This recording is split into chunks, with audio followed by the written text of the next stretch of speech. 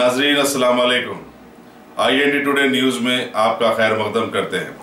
आइए देखते हैं ये तफसीलात। अगर आपने हमारे चैनल को सब्सक्राइब नहीं किया है तो आपको यहाँ सब्सक्राइब बटन दिख रहा है, उसे क्लिक करिए और सब्सक्राइब कीजिए और साथ ही साथ बेल आइकॉन को भी क्लिक करिएगा जिससे कि आपको ताज़ा अपडेट मिलते रहे।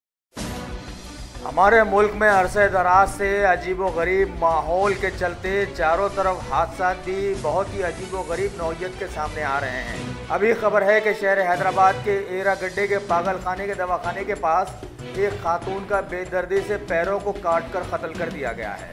इत्तला दिए जाने पर इलाके की SR नगर की पुलिस के लोग फौरन वहां पहुंचकर पंचनामा किए और बताया कि खातून के जिस्म पर कपड़े पागल खाने के दवाखाने के हैं, लिहाजा पुलिस ये तलाश में जुट गई है कि आया वाकई ये खातून पागल खाने में शरीक थी या नहीं, लेकिन अभी तक किसी ने इस बात की तौसीक नहीं की है। लिहाजा पुलिस हर जाविये से इस केस की तहकीकात कर रही है।